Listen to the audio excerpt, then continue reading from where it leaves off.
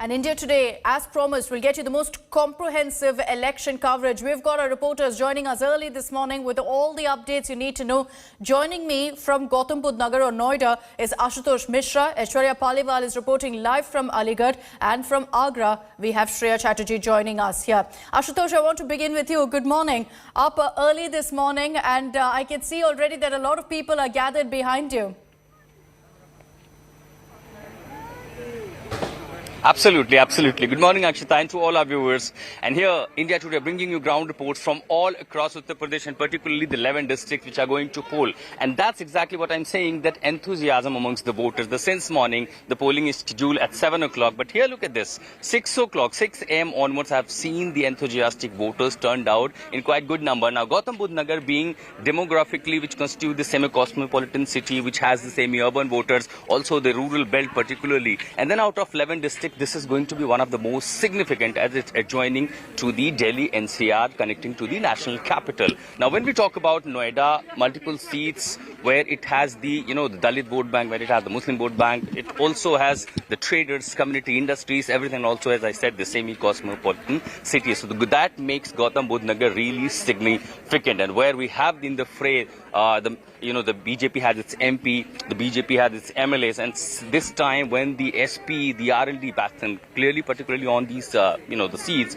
where the SP has largely the candidates, that makes the battle really challenging. And as we see the bipolar contest in the UP Assembly election, that makes Gautam Buddha Nagar really significant. The good turnout of the voter indeed, as we are celebrating the festival of the democracy, and that explains that this time, the previous record of 2017, the poll percentage is likely to break. Despite the chilly winter, here I see a good turnout of the voters outside the polling center. Back to you, Akshita. Okay, let me get in an update from Aligarh. Aishwarya Paliwal is joining us live from the district. Aishwarya, Western UP is going to be perhaps one of the most interesting battles this election season, because you had the SP and RLD going all out to woo the Jat voter. If you look at how Aligarh voted previously, it was BJP all the way in the previous election, and in fact, BSP came in second. SP was a distant third, but this time a resurgent SP with that alliance is hoping to create some serious dent to the votes of the BJP. Well, definitely, but let me start by showing you exactly what's taking place. The EVMs are in place, the candle has been lit. Now, all the people here are checking the machines, because Akshita, time and again, we have been seeing how political parties used to say that there is a fault lying with the voting machines, but we are showing you the seal which is being broken here. The candle is being used. So all the people who have been involved, they are making sure that they take signatures of all the polling booth agents. At the moment, no one has entered the booth because the machines are still at work. The seal is being broken. You see the candle being used there. Now they will mark it, and once the marking is done, that's when the polling, at least here, will begin. But this is just one room. There are 4 such rooms. We'll go outside and we'll show you the kind of preparations which have been made in place. See, outside every polling booth, along with the photographs of those who are fighting, all the details have been put right outside by the Election Commission to tell the voters who's contesting and on which symbol. Now, we also understand that there are demarcations which have been made. This room is for the males and that room is for the females. See, it's a chilly winter morning here in Aligarh, and let me tell you, we are seeing the early birds of people who are willing to cast the vote. Akshita, it's almost 7:10 and we are seeing people standing in queues. People are going inside, they are voting. So we definitely can see the enthusiasm here. Let me tell you, Akshita, one thing which Aligarh has seen is just 60-65% vote in 2012 as well as in 2017. That is something which the Election Commission and the officers, along with the parties, are trying to make sure that the voting percentage goes up this time. How much will it go up by? Time will only tell, but yes, we do see some enthusiasm here in these 2 queues, and in the 3rd room, we are seeing the machines being prepared. And I hope that enthusiasm stays on, and do we work on that voter percentage, keeping our fingers crossed that, in an early winter morning, when so many people are forming a line, that remains through the day as well. I want to quickly introduce also my colleague Abhishek Mishra. He's joining us live from Mathura.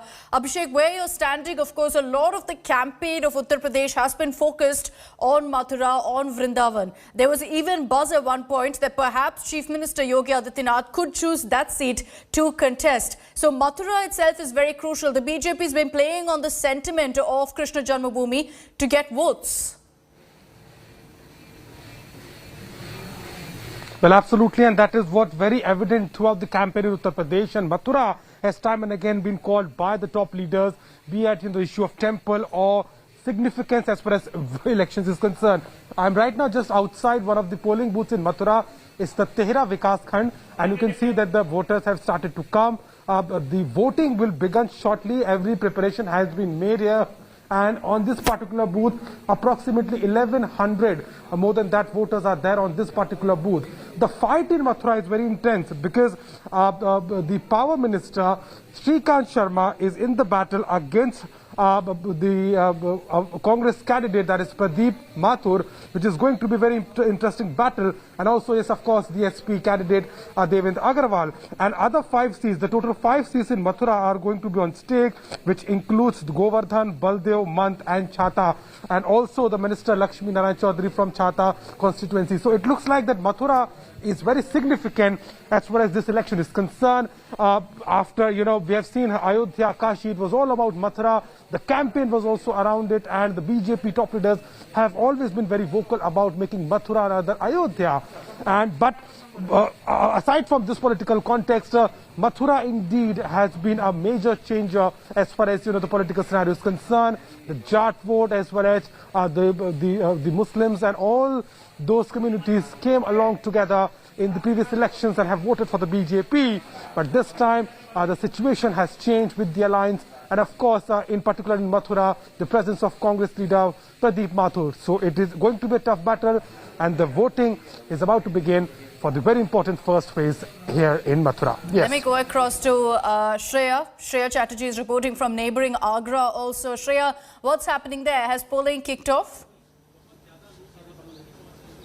Well, yes, Akshita, polling has kicked off in this polling station located in Agra, Kant's Shehzadi Mandi. You can see people lining up, senior citizens, and polling is already started over here. Now, Agra has seen a very interesting election this time because the BSP particularly is expecting to do a comeback from what happened in 2017. This was a BSP bastion. The BJP, however, snatched away all those 9 seats in 2017, and the SP and RLD, they're expecting to break their Agra jinx. The other side also I want to show about that, there's heavy security that's also currently there in these polling stations. The officers are on the ground to ensure that all sensitive polling booths are also checked. This is one of the booths where the BJP candidate from Agra Rural, Baby Rani Maurya, will also in a short while be seen to come and cast her vote. So interesting election here in Agra. What will pan out will obviously be seen on the 10th of March, but early voters already out, and very enthusiastic crowd that we also see from the city of Agra. Okay, Shreya, request you to stay on with us. Request Aishwarya, Ashutosh, Abhishek and all other reporters to be with us. I just want to also tell our viewers on why this phase is so crucial for every political party. The battle for Western Uttar Pradesh. You've got the BJP, the SP-RLD alliance, all of them eyeing that crucial Jat vote in the region. The SP is counting on farmer anger over the farm laws. If there's one part of Uttar Pradesh that saw protests over the farm laws, it was in Western Uttar Pradesh. You've got the BJP taking on the SP over a slew of issues, particularly the 2013 riots, saying that they've ended that kind of violence and the dangagiri that you saw in Western Uttar Pradesh. The question, of course, everyone's asking is who will have the final edge in Western UP? Today, the people decide.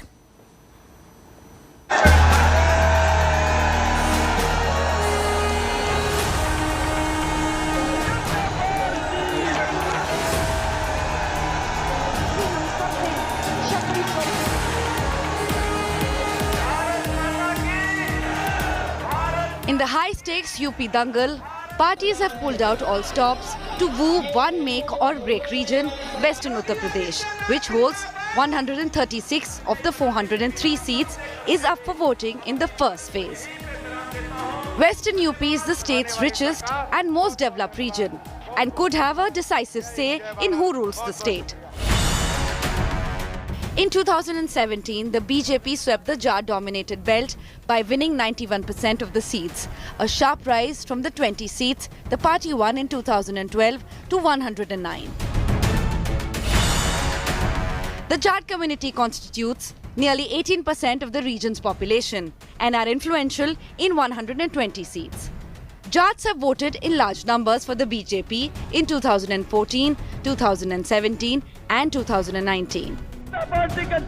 2013 riots in Muzaffarnagar broke the long-standing Jat-Muslim alliance in this part of UP and brought the Jats into the BJP fold for the first time in 2014. This election could also have been a clear victory for the BJP in Western UP. But the Saffron Party is nervous, especially after a year-long agitation over the 3 contentious farm laws, which also impacted the Western UP farmers along with Punjab.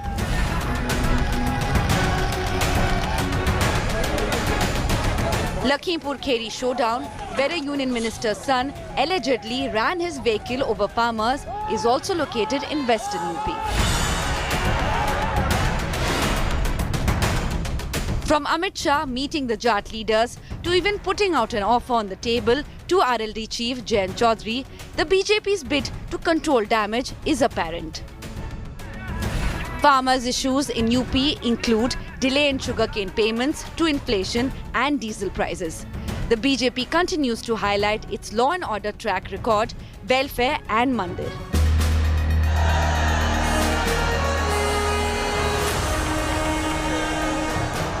The BJP's principal challenger is the Samajwadi Party, which tied up with the Rashtriya Lok Dal, a party that represents Jats. Akhilesh Yadav hopes to convert the Jat vote in its favour with this tie-up.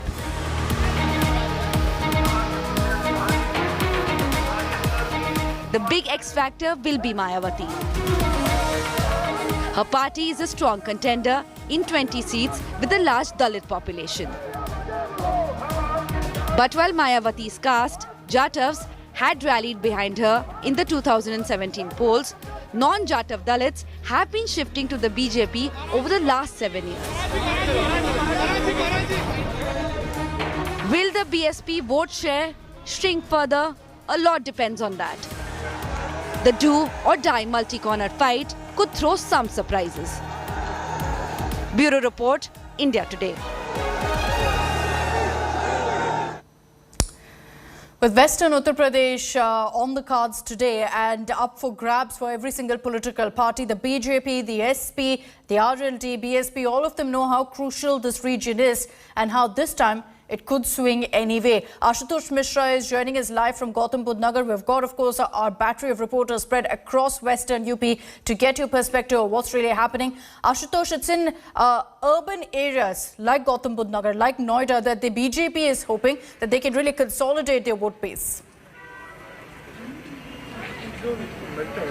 And it has, demographically, just not only the urban population, because there are several other the rural constituencies it also includes as very well. And clearly we have seen the domination of the BJP in the previous election 2017. But this time, what makes, when we know the Western UP being the center of the, laboratory, political laboratory, a lot of experience, political experiments being done. Now, significant is that Noida was the place, Noida, Ghaziabad, where I have seen almost a year-long farmers' agitation. And that was the suffering, not only for the farmers, but also for the people of Noida, Delhi, Ghaziabad, NCR. So that was the one significant. Subsequently, because the polarization that we talk about that often happens in the Western Uttar Pradesh, it also influenced the demographic vote bank of the Gautam Buddha Nagar, as well being the 5 assembly constituency, 5 assembly pockets of Gautam Buddha Nagar. When we talk about the polarization, now that the political experts would like to explain that whether it is going on the religious line or whether it is divided on the caste line, because clearly when we talk, people talk about the issues, but when the polling day comes like today, clearly the polarization, people are polarized. They have decided already their mandate, and now the fate will be sealed today in the EVM box. Now the political commentator would like to say that this could be perhaps on the religious line, often happens in the Western Uttar Pradesh, but moreover we have seen this time the talk about the caste line. This could also be one influencing factor in the politics of Western Uttar Pradesh, including this Gautam Buddha Nagar. And now here, let me take you to the images. Since 6 o'clock, ever since I reached here, I saw the huge number of the voters turn out. As you rightly said, the same, the urban population, the voters, young voters particularly, very enthusiastic and coming out in a huge number. Good sign of the democracy, as people are quite happy to celebrate this festival. Akshita. I also want to focus on the Jat voter. Aishwarya, this voter base or the Jat voters are going to be very, very crucial. I don't have Aishwarya with me, but if I can take that question across to Abhishek also about, how crucial the Jat voter is. They have, and many voices that we've got here on India Today also seem to suggest that they are disgruntled with the BJP. Add to that the factor of Jain Chaudhary, the factor of RLD. And that's why you've got the BJP going all out in the campaign for Western Uttar Pradesh. You had the Prime Minister, Chief Minister Yogi Adityanath, Amit Shah, all the big guns going ahead with their campaign. Well, certainly, Akshita, at this time, Jat voter has always been a very important, community, specifically in Western Uttar Pradesh. But this time, the things were changing with the fact how the SPRLD alliance came together, and they were trying to play on the same, arithmetic, that is a Muslim and the Jat, coalition. That factor is something which BJP was afraid of, and we've seen earlier also that how all these top leaders got on the ground. They were convincing the Jat leaders about, whatever action has been taken. They wanted their faith, in the sense that they were very much aware of the fact that these seats could possibly be a big challenge for the BJP if the things are not into the favor. So that is one thing. On the other hand, they, be it the farm laws, the repeal of farm laws and other issues have always, affected this belt.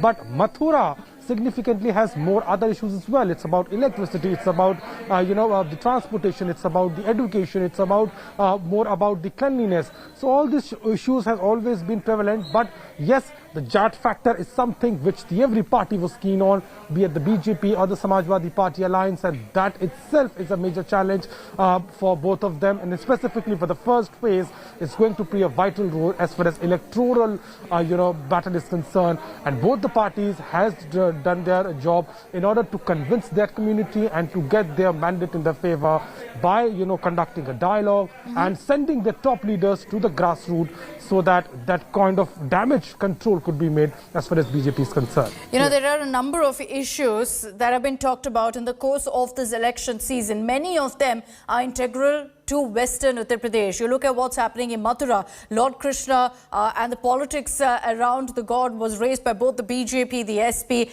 the Jat vote, the farm laws. All of that is creaky and integral to what happens in Western Uttar Pradesh. This phase is very crucial for all political parties, and we here at India Today will be getting you all the live updates as the voting has kicked off. Thanks for the moment to Ashutosh, Aishwarya, Shreya and Abhishek for joining us with all of those details. Stay tuned to us here on India Today for unmatched election coverage.